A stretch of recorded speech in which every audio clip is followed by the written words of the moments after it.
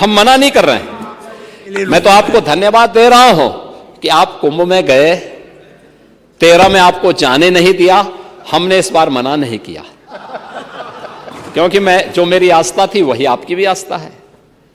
लेकिन चच्चू बहक गए, फिर खा गए गच्चा, और चाहते थे लेकिन किस मुंह से जाएं, इसलिए चूक गए और पुण्य से भी वंचित हो गए। महोदय, बजट की अपनी एक थीम होती है, और 2025-26 के इस बजट को लेकर के जब मेरे सहयोगी वित्त मंत्री ने इस सदन में इस बजट को प्रस्तुत किया था, तो एक थीम के साथ प्रस्तुत किया था।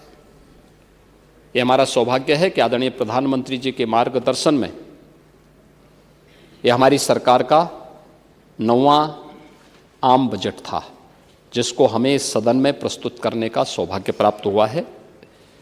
और हर बजट अपनी एक निश्चित थीम के साथ आगे बढ़ा। हमने 2017-18 में अपना पहला बजट प्रदेश के अन्नदाता किसानों को समर्पित किया था। याद करिए, उस समय प्रदेश में एक कृषि बाहुल्य प्रदेश है। इस किसान का अन्नदाता किसान आत्महत्या कर रहा था, और उस समय ऋण माफी के एक बड़े कार्यक्रम के साथ हमने बजट प्रस्तुत किया था। मुझे प्रसन्नता है, आज अन्नदाता किसान खुशहाल है, आत्महत्या प्रदेश में बंद हुई है। 2018-19 का बजट हम लोगों ने उत्तर प्रदेश की आवश्यकता, देश की आबादी का सबसे बड़ा प्रदेश है, तो इस बड़े प्रदेश के लिए इसी स्केल का इंफ्रास्ट्रक्चर भी चाहिए।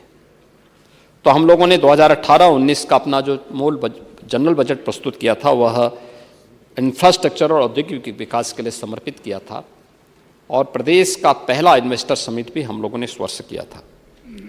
2019-20 का बजट हम लोगों ने मातृशक्ति, आधी आबादी को समर्पित किया था। मातृशक्ति के वंदन के लिए, उनके अभिनंदन के लिए मिशन शक्ति के कार्यक्रम को आगे बढ़ाते हुए बजट को महिला सशक्तिकरण को समर्पित किया था। 2020-21 का बजट हम लोगों ने अपने प्रदेश की युवा शक्ति को समर्पित किया था, और 21-22 का बजट प्रदेश के स्वावलंबन से सशक्तिकरण की थीम पर आधारित था। 22-23 का बजट अंत्योदय से आत्मनिर्भरता के लक्ष्य को प्राप्त करने का था। 23-24 का बजट त्वरित, सर्वसमावेशी और समग्र विकास के साथ साथ आत्मनिर्भर उत्तर प्रदेश के आधारशिला को रखने का, और 24-25 का हमारा बजट लोक मंगल को समर्पित करके राम राज्य की अवधारणा को जीवंत करने का बजट रहा है, क्योंकि अयोध्या में श्री राम जन्मभूमि पर प्रभु श्री राम लला के 500 वर्षों के बाद विराजमान होने की स्मृति को जीवंत बनाए रखने के लिए उस प्रकार के कार्यक्रम के साथ हमने जोड़ा था। और 25-26 का इस बजट को भी हम लोगों ने आदरणीय प्रधानमंत्री जी की ही प्रेरणा से अन्नदाता किसान, युवा, महिला और गरीब को समर्पित करते हुए इसको हमने थीम दी है वंचित को वरीयता। वंचित को वरीयता की इस थीम के साथ यह बजट यहां पे प्रस्तुत किया गया है, और इस बजट में अंत्योदय से उन्नत अर्थव्यवस्था तक, ईज ऑफ लिविंग से ईज ऑफ डूइंग बिजनेस तक, कृषि से गरीब कल्याण तक, आस्था से आजीविका तक, शिक्षा से स्वावलंबन तक, संस्कृति से समृद्धि तक, और महिला सशक्तिकरण के संकल्प को पूरी प्रतिबद्धता के साथ आगे बढ़ाते हुए एक विकसित उत्तर प्रदेश की आधारशिला को मजबूत करने के संकल्प के साथ इस बजट को लेकर के हम लोग लेके आए हैं। और जिस लोक कल्याण की एक एक पंक्ति को पढ़ करके हमारे नेता प्रतिपक्ष यहां पे कह रहे थे कि हमने लोक कल्याण पत्र में ये घोषणा की है, लोक कल्याण पत्र 5 वर्ष के लिए घोषित किया गया है, 5 वर्ष में उसको अचीव करना है। अभी हमारी सरकार के 3 वर्ष 25 मार्च को पूरे होने जा रहे हैं सेकेंड पार्ट के, और अभी हम लोगों ने 151 में से 38 घोषणाएं हम पूरी कर चुके हैं, 91 घोषणाएं हमारी गतिमान हैं, और 22 घोषणाओं में से कुछ की घोषणा इस बजट में की गई है और कुछ घोषणाएं हमारे अगले बजट में होने जा रहे हैं, जिन पर मैं भी चर्चा करने जा रहा हूं। तो हम लोग जो कहते हैं वो करके दिखाते हैं, और जनता को यही विश्वास है ये लोग जो कहेंगे वो करेंगे।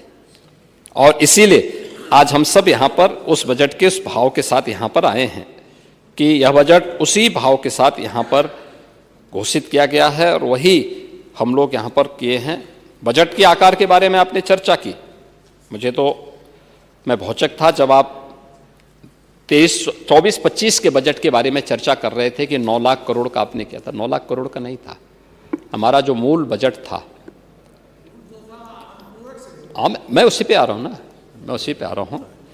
वह हमारा जो मूल बजट था 2024-25 का, वह था 7,36,000 करोड़ का, 8 लाख नहीं था।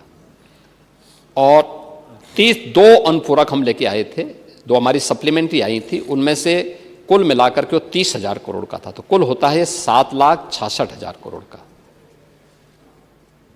आप पाणी जी मुझे लगता है एक बार फिर से देख लेंगे, आंकड़े जिसने भी दे दिए हैं। देखिए आपके साथ समस्या यही है, जब आप अपने विवेक से बोलते हैं तो सही बोलते हैं, लेकिन जब आप पढ़ने लगते हैं, कोई लिख के आपको देता है, जबरन आपके मुंह पे अपने शब्द थोपता है, तो आप थोड़ा ट्रैक से हट करके बोलने लगते हैं तो आपको ये शोभा नहीं देता। अरे मैं आंकड़े बोल रहा हूं ना, आंकड़े तो मैं दे रहा हूं आपको कि मूल बजट हमारा था 7,36,000 करोड़ का, और दोनों सप्लीमेंट्री जोड़ करके 30,000 करोड़ का होता है, तो कुल मिलाकर के 7,66,000 करोड़ का था। और 7,66,000 करोड़ के बाद अब हमारा जो मूल बजट है वह है 8,08,000 करोड़ का। अगर आप इस बात को देखेंगे, आपने कहा कि सरकार ने पिछले उसमें 6 महीने में पैसा खर्च नहीं किया। बजट का जो ट्रेंड होता है, बजट साल भर के लिए प्रस्तुत होता है पांडे जी, 6 महीने के लिए नहीं होता है। योजनाएं बनती हैं, बनने के बाद उसको फिर उसके एग्जीक्यूशन में कुछ समय लगता है, फिर वो आगे बढ़ता है, फिर उन ऑनगोइंग प्रोजेक्ट जो होते हैं ये चलते हैं, एक समय सीमा होती है, किसी के 18 महीने होती है, किसी के 24 महीने होती है, उसके दौरान ही वो चीजें होती हैं। आप उसको पहले 1 साल में 6 महीने में क्यों पूरा कर देना चाहते हैं? कुछ गड़बड़ जरूर है, और इसीलिए मैं वही कह रहा हूं ना, मैं वही कह रहा हूं कि आपने 24-25 के बजट की जो बात की, उसमें भी आप सही तथ्य नहीं प्रस्तुत कर पाए। मैं तो आपको दे रहा हूं, आप 15-16 के बजट को देखें, 16-17 के बजट को भी देखें, और 24-25 के बजट को भी देखें, तो सभी बजट में एक जैसी वो दिखेगी। हां, अलग विषय है कि बजट के दायरे को हमारी सरकार बढ़ाने में सफल हुई है, और उसके परिणाम भी मैं इसमें भी चर्चा आपसे करूंगा कि बजट जितना पहले खर्च होता था उससे ज्यादा खर्च आज बढ़ा है, उससे ज्यादा हुआ है, और उसी पे हम आज इस पे चर्चा भी करेंगे। बजट का आकार इस 25-26 का जो बजट का आकार है वह पिछले बजट से कम नहीं है, बल्कि उससे ज्यादा है। जो कुल दोनों बजट को मिला, यानी मूल बजट के साथ साथ सप्लीमेंट्री को भी जोड़ लेंगे तो 7,66,000 करोड़ का होता था, और इस बार बढ़ाकर के यह 8,08,736 करोड़ रुपए से अधिक का यह बजट है, और यह किसी भी राज्य का सबसे बड़ा बजट है, यह उत्तर प्रदेश राज्य का बजट है। और यह भी मैं आपको बताऊं, 2016-17 की तुलना में यह बजट 2.5 गुना बड़ा है, और 24-25 की तुलना में यह लगभग 10% अधिक है। यह जो बजट का दायरा हमने बढ़ाया, इसका आकार जो बढ़ाया है, यह अंतिम पायदान पर बैठे हुए व्यक्ति के स्वावलंबन के लिए, प्रदेश के इंफ्रास्ट्रक्चर डेवलपमेंट के लिए, आम जन के जीवन स्तर को उठाने के लिए, उनको बुनियादी सुविधाओं से जोड़ने के लिए, प्रति व्यक्ति आय को बढ़ाने के लिए और उत्तर प्रदेश जैसे राज्य में आर्थिक विकास को तेज करने के लिए यह बजट हम लोगों ने इस बजट के दायरे को बढ़ाया है।